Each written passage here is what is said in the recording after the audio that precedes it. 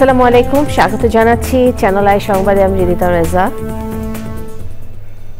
শুরুতেই জানিয়ে দিচ্ছি ফ্রেশ আটা ময়দা সুজি সংবাদ শিরোনাম।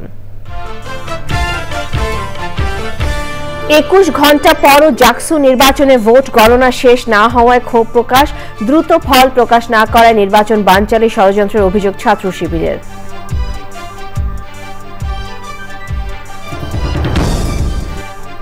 হাসিনার আমলে অর্থ লুটপাটের অভিযোগ ফিনান্সিয়াল টাইমসের তথ্যচিত্রে। বিদেশে পাচার হওয়া $234 বিলিয়ন পুনরুদ্ধারে আলোচনা। নেপালে অন্তর্বর্তী সরকার গঠন হতে পারে আজ। প্রধানমন্ত্রী হিসেবে সাবেক প্রধানমন্ত্রী সুশীলা কার্কিকে নিয়োগের সিদ্ধান্ত। এবং সবুজে সাজায় বাংলাদেশ স্লোগানে পটুয়াখালীতে প্রকৃতি ও জীবন ক্লাবের বৃক্ষরোপণ ও চারা বিতরণ। উদ্যোগকে সুধীজনদের সাধুবাদ।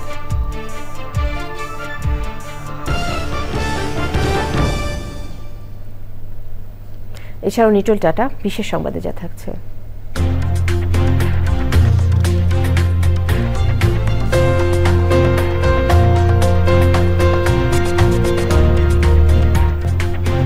তাইওয়ানে আন্তর্জাতিক সেমি কন্ডাক্ট প্রদর্শনী সেমিকন তাইওয়ানের খবর।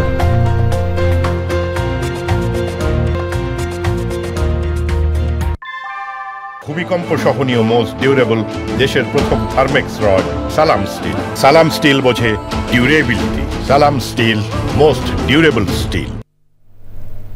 সংবাদ শিরোনামগুলো জানাচ্ছিলাম। এখনকার এই সংবাদ আয়োজন একই সঙ্গে চ্যানেল আইয়ের ইউটিউব চ্যানেল এবং চ্যানেল আইয়ের ওটিটি প্ল্যাটফর্ম আই স্ক্রিনে লাইভ স্ট্রিম হচ্ছে।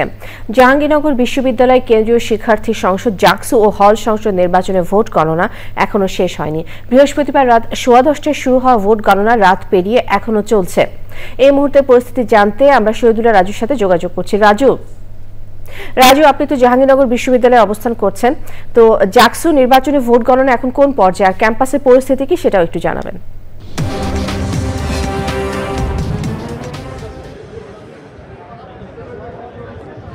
রিদিতা, জাহাঙ্গীরনগর বিশ্ববিদ্যালয় শিক্ষার্থী সংসদ জাকসুর হল সংসদের ভোট গণনা কিছুক্ষণ আগে শেষ হয়েছে। এখন যে জাকসুর কেন্দ্রীয় নেতৃত্বের যে ভোট গণনা সেটি জাকসু নির্বাচনে সেটি বেলা সন্ধ্যা 6:45 দিকে শুরু হয়েছে। এর আগে দুপুর 1টার দিকে ভোট গণনা বিরতিতে যায়, 1 ঘন্টার জন্য বিরতিতে যায়, কিন্তু এরপরে দীর্ঘক্ষণ আবার নতুন করে কোনো ব্যালট বাক্স খুলে ভোট গণনা শুরু হয়নি। আপনি দেখছেন যে এখন কিন্তু যে কেন্দ্রীয় সংসদের ভোট গণনা চলছে, প্রায় 15 মিনিট আগে এই গণনা শুরু হয়েছে। এর মাঝে নানা নাটকীয়তা চলছে এবং রিটার্নিং কর্মকর্তারা তারা প্রশাসনের অব্যবস্থাপনাকে দায়ী করে ক্ষুব্ধ প্রতিক্রিয়া জানিয়েছেন। এবং যেহেতু একটি ওএমআর শিটে ভোট গণনার কথা ছিল, সে ওএমআর শিটে বাতিল হয়ে ম্যানুয়ালি ভোট গণনা শুরু হয়। এবং সকালে আপনারা জানেন যে সকালে একজন শিক্ষিকা চারুকলা বিভাগের সক্রিয় অধ্যাপক জান্নাতুল ফেরদৌস মৌমিতা তিনি অসুস্থ হয়ে হাসপাতালে মৃত্যুবরণ করেন। এক্ষেত্রেও হল প্রশাসনের অব্যবস্থাপনাকে দায়ী করছেন অনেক শিক্ষক। তাছাড়া যে ছাত্র শিবির সমর্থিত প্যানেল তারা বলছেন যে একটি মহল ভোটকে বাধাগ্রস্ত করতে এবং এই যে জাকসু নির্বাচন এটিকে বানচাল করার জন্য ষড়যন্ত্র লিপ্ত হচ্ছে। এবং তারা বলছেন যে আজকে রাতেই যেন ভোট গণনা শেষ করে ফলাফল দেওয়া হয়। এর মাঝেই বিশ্ববিদ্যালয়ের ভিসি সহ রিটার্নিং কর্মকর্তারা 1 ঘন্টার মতো তারা বৈঠকে ছিলেন এবং তারা শেষ পর্যন্ত সিদ্ধান্তে আসেন যে ম্যানুয়ালি ভোট গণনা হবে, তবে সেক্ষেত্রে জনবল বাড়ানো হবে। জনবল বাড়িয়ে আজ রাতের মধ্যে ফলাফল দেয়া হবে বলে জানিয়েছেন। এবং যে সার্বিক পরিস্থিতির জন্য বিশ্ববিদ্যালয়ের ভিসি তিনি দুঃখ প্রকাশ করেছেন। আমি একটা বিষয় জানিয়ে রাখি যে গতকাল বৃহস্পতিবার সকাল 9টায় এই জাকসুর ভোট গ্রহণ শুরু হয় এবং অব্যবস্থাপনা এবং অনিয়মের অভিযোগে দুপুরে কিন্তু কয়েকটি হলে ভোট গ্রহণ বন্ধ হয়ে যায়। এরপরে আবার চালু হয় এবং বিকেল 5টায় ভোট গ্রহণ বন্ধ হওয়ার কথা থাকলেও এরপরেও যারা লাইনে ছিলেন তাদের ভোট নেওয়া হয় এবং রাত 10:15টার দিকে বৃহস্পতিবার রাত 10:15টার দিকে ভোট গণনা শুরু হয়। এখন প্রায় 1 দিন পেরিয়ে গেছে, এখনও কিন্তু ভোট গণনা চলছে। এবং কিছুক্ষণ আগে হল সংসদের ভোট গণনা শেষ হয়েছে। এখন কেন্দ্রীয় জাকসুর যে কেন্দ্রীয় কমিটি তার ব্যালট বাক্সগুলো খোলা হয়েছে এবং সেগুলোর ভোট গণনা শুরু হয়েছে। হৃদিতা। রাজু, ধন্যবাদ আপনাকে। 21 ঘন্টা পেরিয়ে গেলেও জাহাঙ্গীরনগর বিশ্ববিদ্যালয় কেন্দ্রীয় ছাত্র সংসদ জাকসুম ও হল সংসদ নির্বাচনের ভোট গণনা শেষ হয়নি। বৃহস্পতিবার রাত 10:15 থেকে ভোট গণনা চলছে। প্রশাসনের অব্যবস্থাপনা, ম্যানুয়ালি ভোট গণনা ও দায়িত্ব পালনের সময় হঠাৎ অসুস্থ হয়ে চারুকলা বিভাগের সহকারী অধ্যাপক জান্নাতুল ফেরদৌস মৌমিতার মৃত্যুতে ক্ষোভ জানিয়েছেন রিটার্নিং কর্মকর্তারা। দ্রুত ফলাফল না দিয়ে নির্বাচন বানচালের ষড়যন্ত্র হচ্ছে বলে দাবি করেছে ছাত্র শিবির সমর্থিত প্যানেল। শহীদুল্লাহ রাজু রিপোর্ট। জাহাঙ্গীরনগর বিশ্ববিদ্যালয় শিক্ষার্থী সংসদ জাকসুতে 33 বছর পর হওয়ার নির্বাচনে নানা নাটকীয়তায় ভোট গণনা শুরু হয় বৃহস্পতিবার রাত 10:15টায়। 21টি হলের সবকটির ভোট গণনা চলছে ম্যানুয়াল পদ্ধতিতে। শুক্রবার সকাল 7:30টার দিকে ভোট গণনার জন্য সিনেট ভবনে আসেন চারুকলা বিভাগের সহকারী অধ্যাপক জান্নাতুল ফেরদৌস মৌমিতা। ভোট গণনা কক্ষের দরজার সামনে হঠাৎ পড়ে যান তিনি। বেসরকারি একটি মেডিকেল কলেজ হাসপাতালে নেওয়া হলে চিকিৎসক তাকে মৃত ঘোষণা করেন। ম্যানুয়াল পদ্ধতিতে ভোট গণনা, সহকর্মীর মৃত্যু ও বিশ্ববিদ্যালয় প্রশাসনের অব্যবস্থাপনায় ক্ষুব্ধ রিটার্নিং কর্মকর্তারা। যদি ম্যানুয়াল পদ্ধতিতে হয় তাহলে যখন সরে আসলেন তারা মেশিনের কার্যক্রম থেকে, তাহলে ম্যানুয়াল পদ্ধতি হলেই যদি ভোট কাউন্ট হতো তাহলে দেখা যেত যে বিভিন্ন হলে রাত 10টার মধ্যে রেজাল্ট হয়ে যেত। আমরা এখানে নির্বাচন কমিশনে নিয়ে আসতাম, 11টার মধ্যে রেজাল্ট হয়ে যেত। আর 11টার মধ্যে যদি রেজাল্ট হয়ে যেত তাহলে আমার সহকর্মীর মৃত্যু দেখতে হতো না। দ্রুত ভোট গণনার জন্য ব্যবস্থা নেওয়ার কথা জানিয়েছে নির্বাচন কমিশন। আশা করি জাকসুর জন্য যে প্রার্থীরা প্রতিনিধিত্ব করেছেন তাদেরও যে প্রাপ্ত ফলাফল আমরা আজকে রাত 10টার মধ্যে ইনশাআল্লাহ প্রস্তুত করার জন্য। OMRA ভোট গণনা বাতিল উদ্দেশ্যমূলক এবং নির্বাচন বানচালের ষড়যন্ত্র হচ্ছে দাবি ছাত্র শিবির সমর্থিত প্যানেলের। গতকাল সারাদিন নানা প্রকার অব্যবস্থাপনা ছিল প্রশাসনের। পোলিং এজেন্ট, অতিরিক্ত ব্যালট বৃদ্ধি করা এবং নির্ধারিত সময়ে ভোট গ্রহণ কার্যক্রম শুরু না হওয়া, সেসব কিছু এই অব্যবস্থাপনা আমরা দেখেছি। কিন্তু সেগুলো ছাপিয়ে গিয়েছে ছাত্র দলের আগ্রাসী কার্যক্রম, বাকছাসের ক্রমাগত ব্যাশিং এবং মিথ্যাচার। যখন ওএমআর মেশিনে ভোট গণনা করার কথা বলা হয় তখন তারা একটা ভিত্তিহীন অভিযোগ দিয়ে ওএমআর মেশিন আটকে দেয় এবং ভোট গণনা চলছে 2 দিন ধরে। এইভাবে যখন দীর্ঘ ভোট গণনায় দীর্ঘ সূত্রিতা হচ্ছে তখন আবার এই জাকসুর ফলাফলকে নিয়ে মেকানিজম শুরু হয়েছে, আবার এই জাকসুর ফলাফল আটকে দেওয়ার ষড়যন্ত্র শুরু হয়েছে। এর আগে নানা অনিয়মের অভিযোগে নির্বাচন বর্জনের ঘোষণা দিয়েছে ছাত্র দলের প্যানেল। জাহাঙ্গীরনগর বিশ্ববিদ্যালয় থেকে Shahidullah Raju, channel I. BNP স্থায়ী কমিটির সদস্য অধ্যাপক ডাক্তার AZM জাহিদ হোসেন বলেছেন, মানুষ নির্বাচন ব্যবস্থার উপর আস্থা রাখতে চায়, কিন্তু যারা নির্বাচন প্রক্রিয়ার সঙ্গে জড়িত তারা যেন এমন কিছু না করে যাতে মানুষের আস্থা নষ্ট হয়। সকালে রাজধানীর শেরেবাংলা নগরে ডিপ্লোমা ইঞ্জিনিয়ার্স অ্যাসোসিয়েশনের নতুন কমিটি নেতাদের নিয়ে বিএনপির প্রতিষ্ঠাতা ও সাবেক রাষ্ট্রপতি জিয়াউর রহমানের সমাধিতে শ্রদ্ধা নিবেদন শেষে তিনি বলেন, নির্বাচন প্রক্রিয়ার সঙ্গে জড়িতদের নিরপেক্ষতা ধরে রাখতে হবে।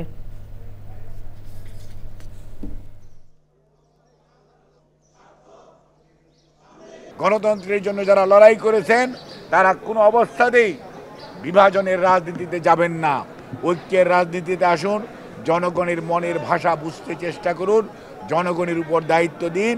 আর যারা এই সকল প্রক্রিয়ার সাথে সম্পৃক্ত তাদেরকে বলবো, আপনি আপনার নিরপেক্ষতা দিয়েই প্রমাণ করবেন এবং আগামী দিনের ভবিষ্যৎ স্বীকৃতি দিবে আপনার অবস্থান কি ছিল। শেখ হাসিনার 15 বছরের শাসন আমলে বাংলাদেশ থেকে প্রায় $234 বিলিয়ন বিদেশে পাচার হয়েছে এমন অভিযোগ উঠেছে লন্ডন ভিত্তিক দৈনিক ফিনান্সিয়াল টাইমস নির্মিত তথ্যচিত্রে। বাংলাদেশ মিসিং বিলিয়ন শিরোনামের 21 মিনিটের তথ্যচিত্রে পাচার অর্থ পুনরুদ্ধারের সম্ভাবনা নিয়ে আলোচনা করেছে এফটি। কথা বলেছে বিক্ষোভকারী রাজনৈতিক ব্যবসায়ী ও বিশেষজ্ঞদের সঙ্গে। উঠে এসেছে বাংলাদেশের চলমান সংস্কার উদ্যোগ ও নির্বাচনের প্রসঙ্গ। নাফিস ইফতেখারের রিপোর্ট।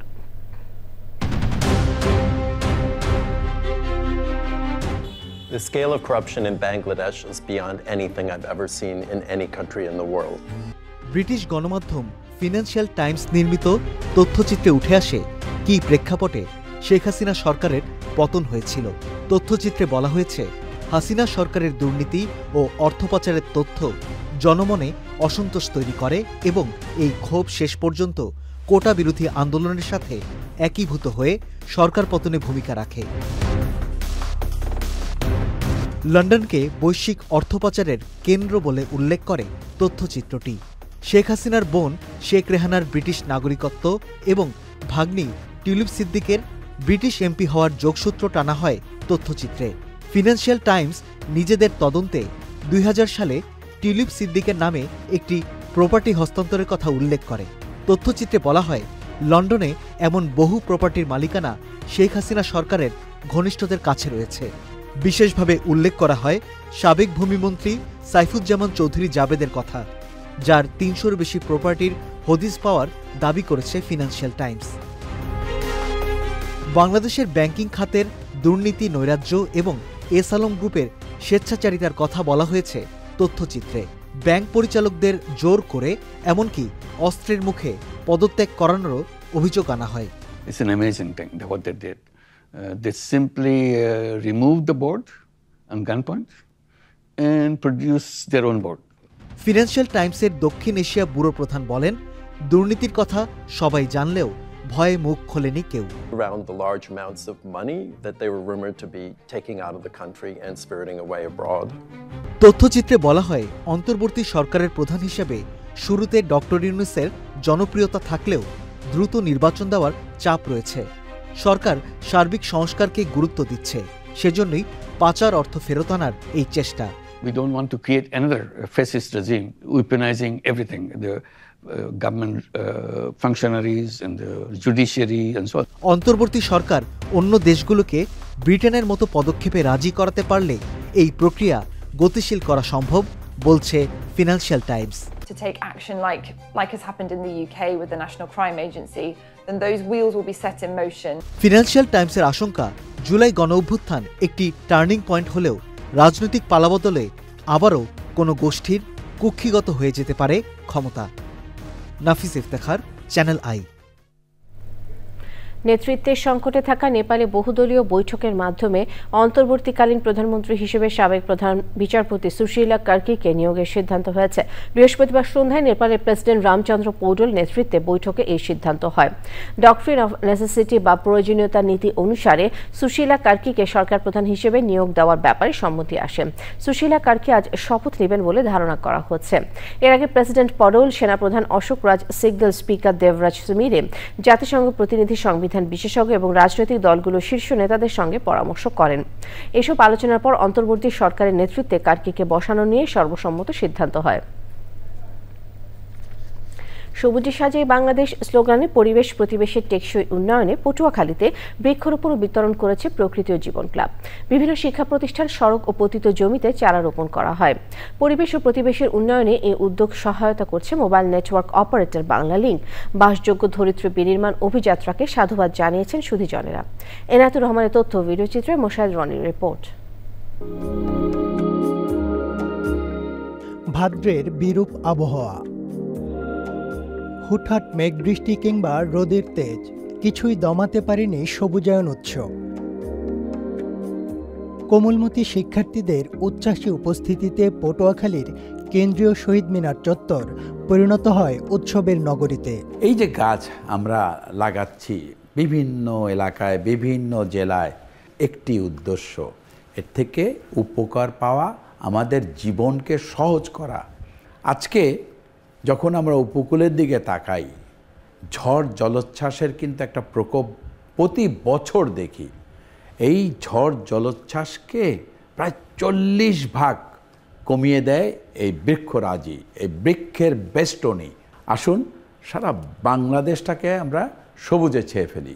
বাংলালিংকের সহায়তায় প্রকৃতি ও জীবন ক্লাবের বৃক্ষায়নে অংশ নেন পটুয়াখালীর সরকারি জুবলি উচ্চ বিদ্যালয়, সরকারি বালিকা উচ্চ বিদ্যালয়, collectorate school and college, Sher-e-Bangla বালিকা মাধ্যমিক বিদ্যালয় ও মহিলা সমিতি সরকারি প্রাথমিক বিদ্যালয়ের শিক্ষার্থী এবং স্কাউট সদস্যরা।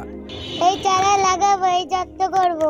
গাছ আমাদের ছায়া দেয়, গাছ আমাদের অনেক গাছ নিয়ে আমি বাড়িতে লাগাবো। গাছ পেয়ে অনেক ভালো লাগছে। গাছ না থাকলে আমাদের এই দেশ একটা মরুভূমিতে পরিণত হতো। এই চারা পেয়ে আমরা অনেক খুশি। ভবিষ্যতে এই গাছই আমাদের সবকিছু অক্সিজেন বা আমাদের জীবনের একটা অংশ হিসেবে থাকবে। পরিবেশের ভারসাম্য রক্ষার জন্য কাজ করবেন এই ছাত্রছাত্রীবৃন্দ। ভবিষ্যৎ যে অভয় আশ্রম যেটা তৈরি হওয়া দরকার সেইগুলো যেন আমরা প্রকৃতি এই উদ্যোগ ক্লাবের মাধ্যমে আমরা করতে পারি। এখানে অনেক ছাত্রছাত্রী আসছে এবং এই প্রকৃতি এবং ক্লাবের উত্তরোত্তর উন্নতি হোক। যে প্রকৃতি বাঁচলে আমরা বাঁচবো, প্রকৃতি বাঁচলে মানুষ বাঁচবে, প্রকৃতি বাঁচলে প্রকৃতির মধ্যেই আমাদের জীবন। এমন আয়োজনে সাধুবাদ জানিয়েছেন সুধীজনরা। আমাদের ধরিত্রী আমরাই নষ্ট করতেছি, সেক্ষেত্রে এই ধরিত্রীকে বাঁচানোর জন্য গাছের চারা রোপণ করার বিকল্প নাই। প্রকৃতি ভারসাম্য রক্ষা আমাদের গাছের কোনো বিকল্প নেই। আমাদের সন্তানরা জানুক, শিখুক যে গাছ আসলে আমাদের একেবারেই অস্তিত্বের একটি বিষয়। সবাই যেন একটা সুন্দর পরিবেশে মেয়েদেরকে আমরা লালন করতে পারি, সমাজকে আমরা সন্তানদেরকে জন্য একটা সুন্দর পরিবেশ দিতে পারি। তো বৃক্ষরোপণ যে আমাদের পৃথিবীকে বাঁচিয়ে রাখে সেটা বোঝানোর জন্য এটা খুব ভালো একটা প্রোগ্রাম। জলবায়ু পরিবর্তনের অভিঘাত মোকাবিলা, দুর্যোগ প্রতিরোধ, বাস্তুতন্ত্র পুনরুদ্ধার এবং আর্থসামাজিক উন্নয়নে সবুজায়নের বাধ্যবাধকতা তুলে ধরেন পরিবেশবিদরা। Moshahid Roni, channel I. Asia cup টি20 ক্রিকেট।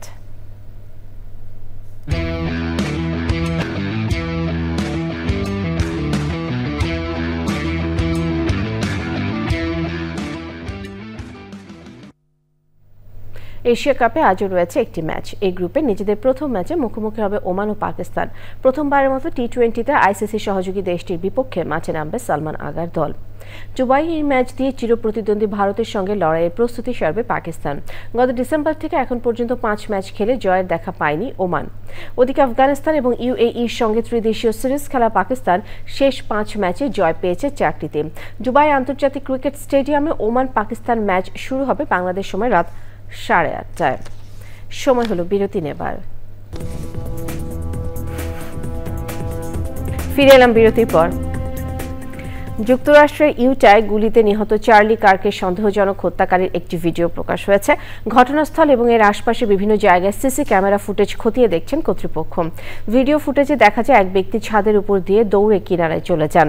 মার্কিন গোয়েন্দা সংস্থা FBI এক বিবৃতিতে জানিয়েছে সন্দেহভাজন ওই ব্যক্তি ছাদে ওঠেন, তারপর চার্লি কার্ককে গুলি করে হত্যার পর পালিয়ে যান।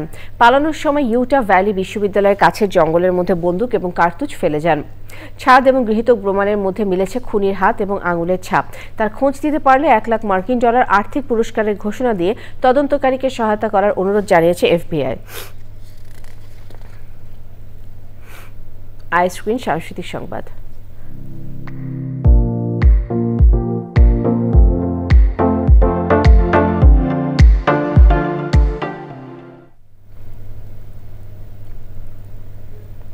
লেখক এবং মানুষ হিসেবে রবীন্দ্রনাথ ঠাকুর যতটা রাজনীতিক তার চেয়ে বরং বেশি সমাজচিন্তক।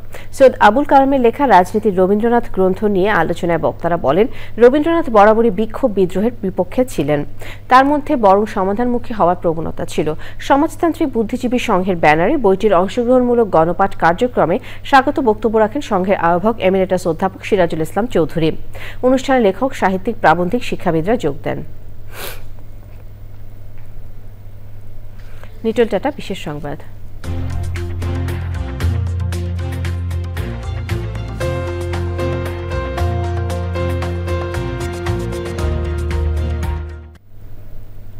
তাইওয়ানে শুরু হয়েছে আন্তর্জাতিক সেমিকন্ডাক্টর প্রদর্শনী সেমিকন তাইওয়ান। কৃত্রিম বুদ্ধিমত্তার চাহিদা মেটাতে এগিয়ে থাকা তাইওয়ানের কোম্পানিগুলো তাদের সর্বশেষ প্রযুক্তি উপস্থাপন করেছে। প্রভাবশালী কোম্পানি ASE হোল্ডিংস তাদের কো প্যাকেজ অপটিক্স পরিদর্শন করেছে, যা ডেটা ট্রান্সমিশনের গতি 100 গুণ বাড়িয়ে তোলার দাবি করেছে। প্রদর্শনীটি 12 সেপ্টেম্বর পর্যন্ত চলবে। এদিকে 4টি প্ল্যান্ট স্থাপন করে সেমিকন্ডাক্টর শিল্পের বিকাশে যুক্তরাষ্ট্রের অ্যারিজোনা অঙ্গরাজ্য একটি গুরুত্বপূর্ণ স্থান হয়ে উঠছে বলে বিশেষজ্ঞরা মনে করছেন। কৃষি সংবাদ।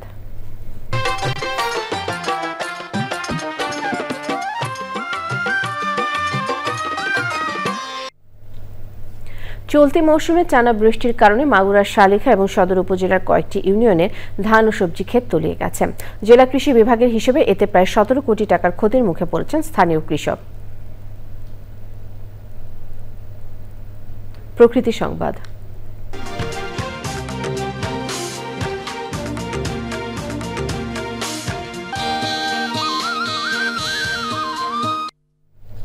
বরিশাল নগরীর পুকুর, খাল, নদী ও জলাশয় সংরক্ষণের দাবিতে নাগরিক সংলাপ হয়েছে। নগরীর বিডিএস মিলনায়তনে বিভাগীয় পরিবেশ ও জনসুরক্ষা ফোরাম এই সংলাপের আয়োজন করে। সংলাপে প্রাণ প্রকৃতি রক্ষায়, পুকুর, খাল, নদী ও জলাধার সংরক্ষণে রাজনৈতিক, প্রশাসনিক ও জনসাধারণের ঐক্যবদ্ধ থাকার আহ্বান জানানো হয়।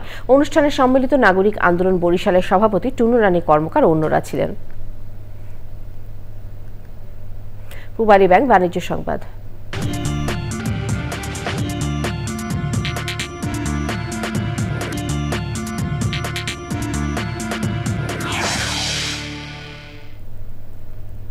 দেশি চীনা বিনিয়োগ বাড়ানোর লক্ষ্যে ঢাকায় শুরু হয়েছে 2 দিনের belt and road in Bangladesh প্রদর্শনী। সকালে রাজধানী আন্তর্জাতিক কনভেনশন সেন্টারে প্রদর্শনী উদ্বোধন করেন বাণিজ্য উপদেষ্টা শেখ বশির উদ্দিন। মেলায় 32টি চীনা কোম্পানি এবং 8টি বাংলাদেশি সেবা প্রদানকারী প্রতিষ্ঠান অংশ নিয়েছে। প্রদর্শনীতে চীনা কোম্পানিগুলো বাংলাদেশের বিভিন্ন উন্নয়ন ক্ষেত্রে তাদের বিনিয়োগ সক্ষমতা ও পণ্য প্রদর্শন করেছে। উপদেষ্টা বলেন, চীনা বিনিয়োগকারীদের আগ্রহ কাজে লাগিয়ে বৈদেশিক বিনিয়োগ উল্লেখযোগ্য পরিমাণ বাড়াতে চায় বাংলাদেশ। সাপ্তাহিক সেবা পত্রিকার ভারপ্রাপ্ত সম্পাদক রমেন ঘটক চৌধুরী মারা গেছেন। গতরাতে নিজ বাড়িতে শেষ নিঃশ্বাস ত্যাগ করেন তিনি। রমেন ঘটক ছিলেন কবি রথীন্দ্রকান্ত ঘটক চৌধুরীর ভাই।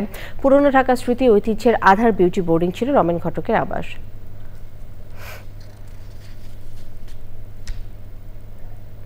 সবশেষে ফ্রেশ আটা ময়দা সুজি। সংবাদ শিরোনামগুলো আরও একবার। 21 ঘন্টা পরও জাকসু নির্বাচনে ভোট গণনা শেষ না হওয়ায় ক্ষোভ প্রকাশ। দ্রুত ফল প্রকাশ না করায় নির্বাচন বানচালের ষড়যন্ত্রের অভিযোগ ছাত্র শিবিরের।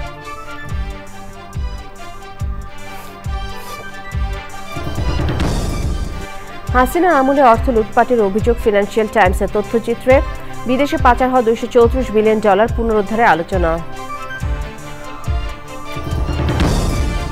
নেপালে অন্তর্বর্তী সরকার গঠন হতে পারে আজ। প্রধানমন্ত্রী হিসেবে সাবেক প্রধান বিচারপতি সুশীলা কার্কিকে নিয়োগের সিদ্ধান্ত।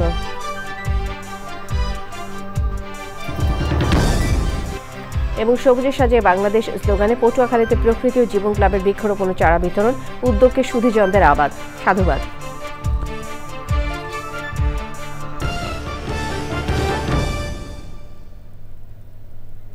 শেষ করছি চায়না সংবাদ। ধন্যবাদ।